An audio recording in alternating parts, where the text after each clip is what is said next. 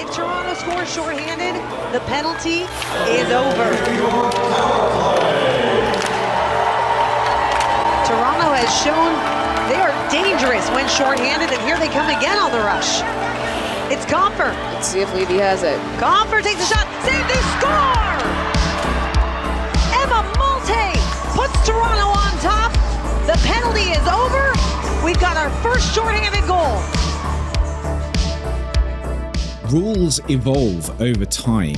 I know I just blew your mind, but there is a subset of sports fans of any sport that seems to think their sport of choice exists in a vacuum entirely within the period of their existence. You can see how I lived before I met you. You lived before you met me? Sure, lots of people did. Really? See English soccer fans that seem to think football only started when Rupert Murdoch spaffed a chunk of B-Sky B money all over their league in 1992, and that league became Premier. There was a time hockey goaltenders were not allowed to drop to the ice. There was a time goalies couldn't pass the puck forwards, which in some cases may have been a good thing. Hell, until 1929, forward passing wasn't permitted in every zone. That must have been an absolute joy to police.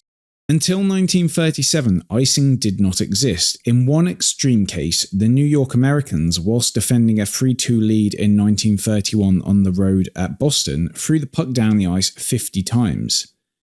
Incensed, the Bostonian crowd threw debris on the ice, delaying the game, and somewhat churlishly, in the return fixture a month later, the Boston Bruins threw the puck down the ice 89 times in a somniferous 0-0 draw. There was a time before 1956 when players had to sit through the entirety of a 2-minute minor, no matter how many times the opposing team scored. I actually quite like that rule. Games used to end in ties. I know, a horrifying thought for North American sports fans. It's all here. Fast kicking, low scoring, and ties. You bet. After the 2004-05 lockout, a raft of rule changes were implemented, effectively ending the dead puck era. The removal of the two-line pass rule was essentially introduced to circumvent the neutral zone trap implemented by Jacques Lemaire during his time with the Devils and the Wild, leading to some phenomenally dull grapple and hold, dump and chase hockey. Rules evolve because the sport and strategic systems change. One of the most common complaints you will hear online is when a sport's governing body or a league's governing body makes rule changes. For some people, change is not a good thing, and you'll most likely hear this at the arena from the middle-aged fan sat alone 2 rows ahead of you, convinced he would make a better referee because the refs are not calling everything for his team. Doesn't seem to understand the basic grasp of face-off rules, and can only skate as well as Bambi on Quaaludes. Actually, just a shout out to the hockey refs globally. I know the popular stance is to have a pathological hatred toward the Zebras, but remember they are adjudicating the world's fastest sport from the ice level, not from 20 rows up with the benefit of super slow-mo and 50 replays from every conceivable angle. I'm sure you are constantly perfect at your job, and not everyone can reach that level of perfection in their lives, but your perfect forklift skills aren't making grassroots hockey happen. Last month, Minnesota PWHL team won the inaugural edition of the PWHL. I do hope team names will be a thing next year. And the inaugural season of the PWHL has been an unmitigated success. The hockey has been great, and the PWHL has done great work engaging a following on social media with a progressive and youth-based strategy in a way other leagues should learn from. One of the elements of the PWHL launch that was perhaps most eye-catching to the types of manly men who wouldn't traditionally watch women's sport was how the nascent league was adapting the NHL rulebook. What are you gonna do? Told you. We're gonna hang out. Gonna watch women's hockey. Gonna take some pictures. And then I'll pay you. In many ways, operating like a lab for some of the, I wouldn't say outlandish, but certainly departures from traditional NHL rules. And so in today's video, I'm going to review some of the PWHL rule changes say which ones I like, which ones I don't, a review, but also whether I would like to see them implemented in the NHL.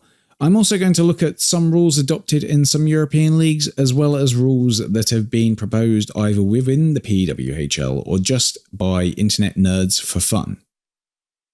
Now, just to qualify, I am not going to talk about the PWHL's contact rule. It's hideously ambiguous and doesn't make sense to address simply because contact rules in men's sports and women's sports are not comparable, and so whatever applies in the PWHL isn't relevant in the NHL or vice versa.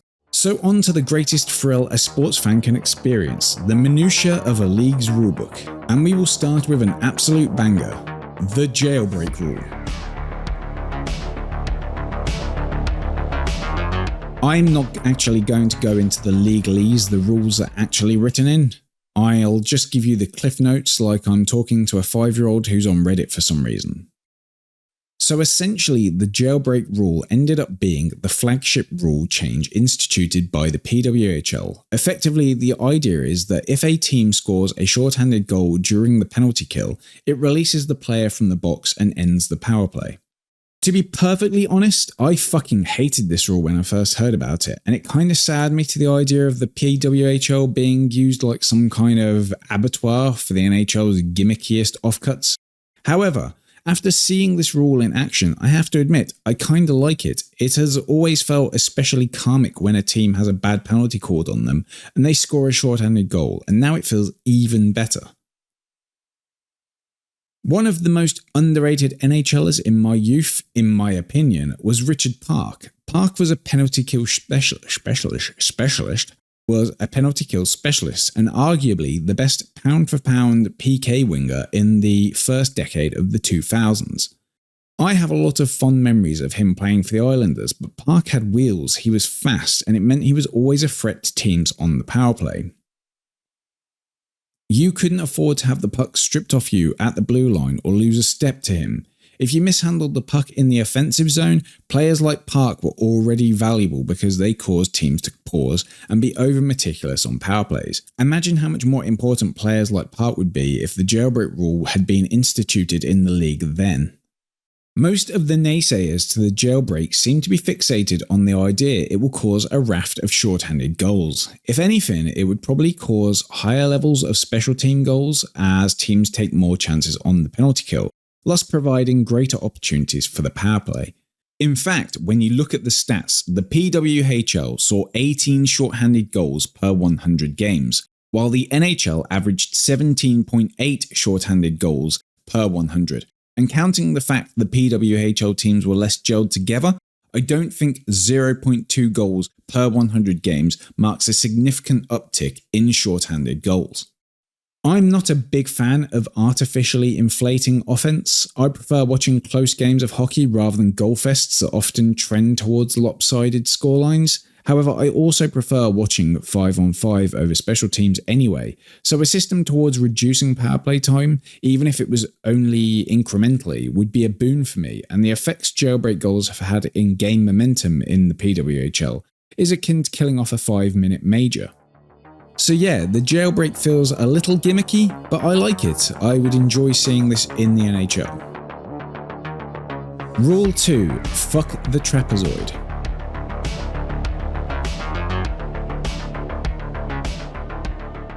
Of all the major rule changes instituted by the PWHL, this one feels like it should be the most notable and yet appears to have been the least spoken about or reported on. I've always had mixed feelings on the trapezoid. Aside from its terrible name, the trapezoid was introduced in the post-lockout raft of rule changes established to thwart Jacques Lemaire's trap, in part because Marty Brodeur was such a good puck handler, his ability to handle the dump and chase Lemaire's strategy often ended up reducing opponents to, gave the Devils a huge advantage. Another Marty Turco, was another goaltender whose puck handling meant dump and chase wasn't a viable strategy against because of how fast he could turn a play. However, the raft of changes brought in 2005 were designed to mitigate the neutral zone trap, and in 2024 teams are highly efficient at moving through centre ice to build offensive positions. So do we still need a rule that effectively now promotes dump and chase? Obviously, I am aware teams have been getting better at reviving the neutral zone trap in recent years. The Kings 1-3-1 system came in for some heavy criticism just this season, and removing the trapezoid would potentially strengthen such aesthetically unpleasing systems. But that is entirely contingent on having a great puck handling goalie, and do we not all remember some of the funnier fails of goalies prior to the trapezoid being installed?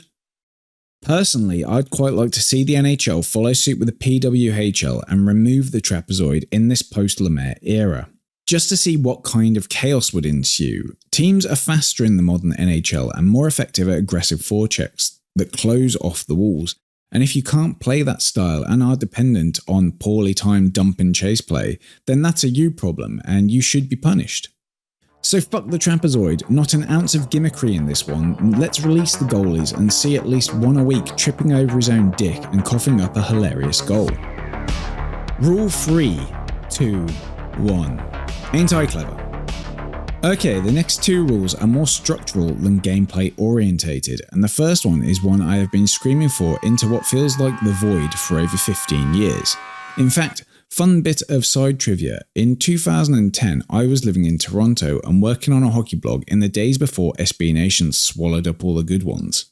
Back in 2010 I wrote a freelance think piece I tried to sell to the Hockey News, which was immediately declined. In fact, I may own the record for the fastest declined article in the Hockey News history.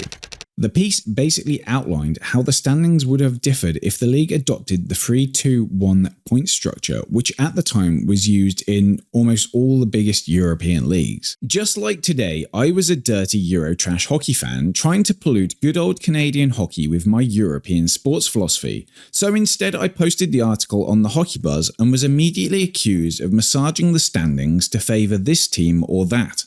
I mean, that is how maths works. It favours some teams rather than others. Fucking biased maths. It seems almost 15 years on, hockey fans are starting to grow tired of the loser point. With so many games going down to the wire in the NHL these days, teams can maintain their holding of a place in the standings just by getting to overtime. A 10-point gap in the NHL is almost insurmountable unless you go on a long run of wins while another team collapses. The 3-2-1 points system puts the onus on winning the game in regulation time. However, for me, more importantly, it makes every game worth the same number of points. Every game is worth 3 points. A team wins in regulation, that's 3 points. A game goes to overtime, 2 for the winner, 1 for the loser, that's 3 points. Why should a Tuesday night regulation snooze fest between the Ducks and Blues be worth more than a rip-roaring 6-5 victory in another game? Because essentially it is. That 1-1 tie that went to overtime means 3 points are now being handed out. Make that make sense, and worse, the team that loses is barely penalised. You know why Europeans don't have an issue with tied soccer games? It's because the game's worthless. Each team only gets a point while a winner gets 3. But I'm going to leave my thoughts on tied games for another time. One of the main arguments against 3-2-1 is that it would create insurmountable gaps in the standings, but the current system already creates this. While the gaps would become greater, the benefits of winning would be similarly increased. A lot of people will look at the European leagues and balk at the points gaps, but European leagues do not have the same levels of fiscal parity the NHL has. No point system will save a financially weak team in Europe in the same way no point systems fix bad NHL teams. The point at which Chicago or San Jose were mathematically eliminated wouldn't change massively regardless of point systems, and it's neither here or there really. Look at the winning streak of Edmonton this year. These were the points before compared to after in the different systems. And wouldn't you know, there's almost no difference. My God, I just wasted 2 hours of my life. This leads to the second argument, which is that the difference would be negligible, so why bother? But these are points comparisons made with teams playing in the current system, sandbagging at the end of the third period to make it into overtime. The points and results would likely be very different if the league instituted a different point system, be it a 3-2-1-0 or a 2-0 point system. I am an Islanders fan. We have benefited wildly from the loser point, and I am sick of it. So shove your I'm biased up your ass.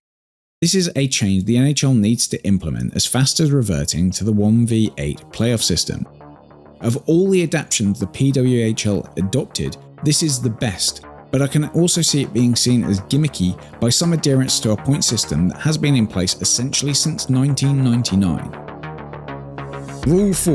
5-man shootout. I should have made this Rule 5. Why? Firstly, why do we need the shootout in the first place? You've had ample time to win the game. I have public transit to catch. Well, probably not in North America. Just let the game end in a tie.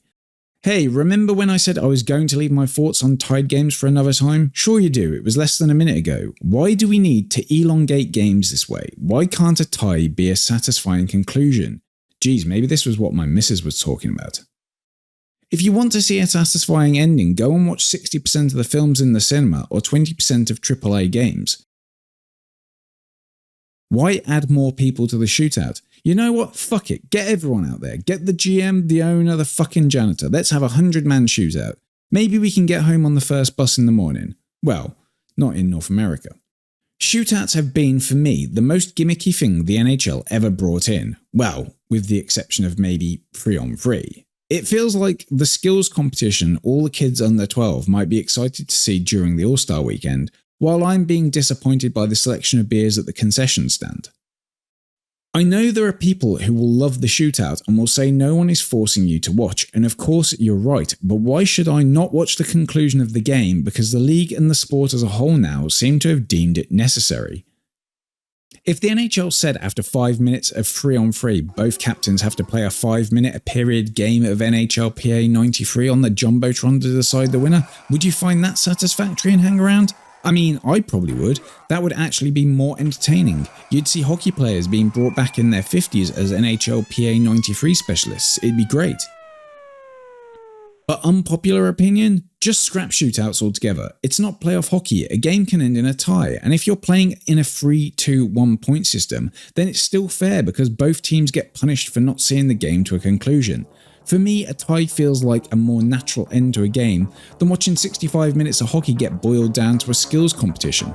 So in summary, this is the only PWHL rule I just hate. Scrap it, bin it, burn it with fire. Rule 5. Players are prohibited from holding the puck for more than 3 seconds in the trapezoid area behind their own net. Yeah, the title says it all. I couldn't think of anything witty. This rule is not from the PWHL but comes all the way from Mother Russia and was initiated in the KHL this last season after being tested in the Russian Junior Hockey League the season before. I mean, I don't know how to feel about this one. My overriding feeling is just meh. I remember back in the days when the backpass rule was brought into soccer to stop goalies wasting time. Players setting up behind the net during line changes or set plays is nowhere near as egregious as goalkeepers' time wasting. A forechecker is more than entitled to flush a player in the trapezoid out, and usually his own team is utilising the same opportunity for a line change. I've not seen many times when a player behind the net has managed to waste a huge amount of time, and it's not like a quarterback taking a knee at the end of a game. I just have no strong feelings on this. I feel like teams should be entitled to run their set plays, and if you instituted this rule, you'd find more teams just leaving both defensemen either side of the trapezoid during line changes, effectively doing the same thing. I get the thinking behind it, it keeps the game moving, I just don't care about players utilising the space behind the goal enough. For me, I'd pass on this one. Rule 6. The long change, every change.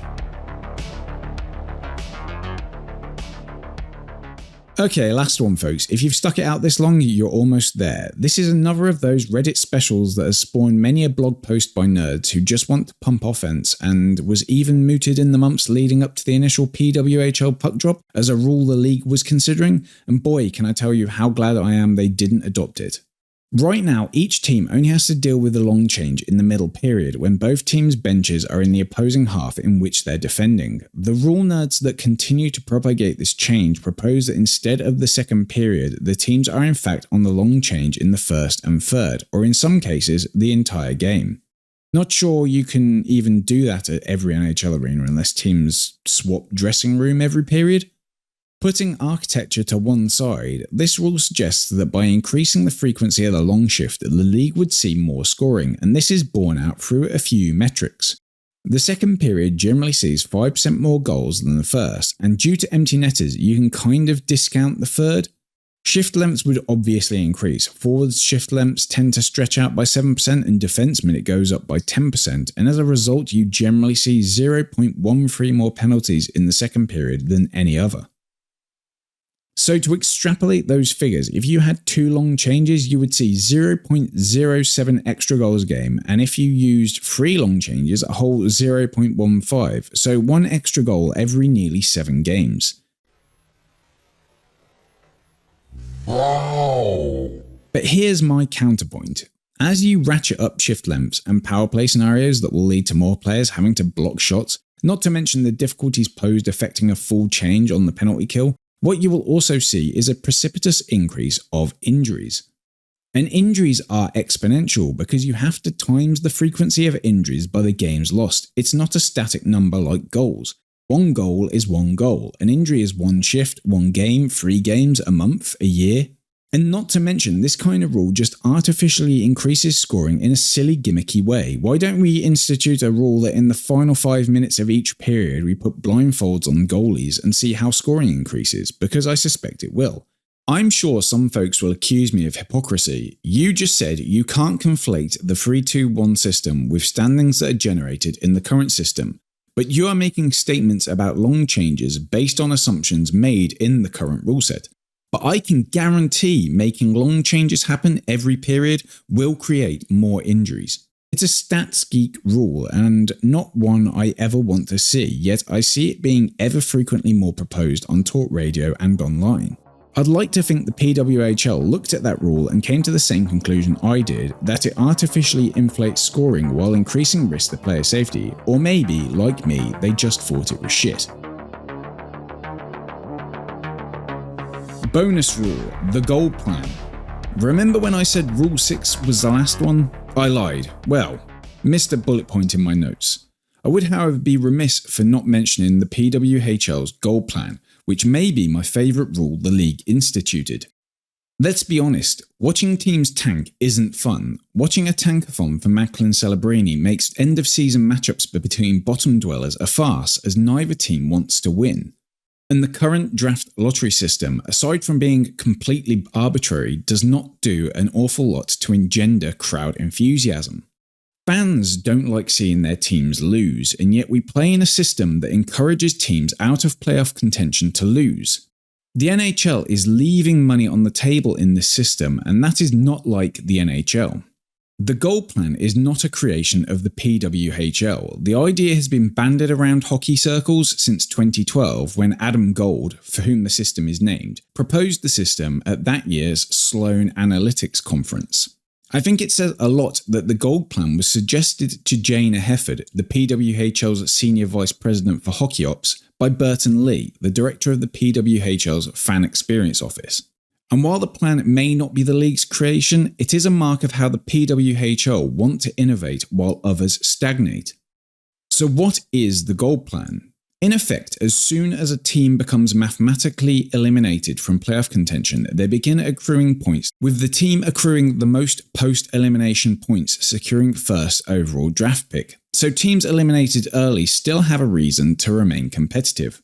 Now, there are drawbacks. One is that a truly terrible team may decide to start tanking early to have more time to accrue points, or may be so bad that even having more time to accrue points will not be a significant enough advantage.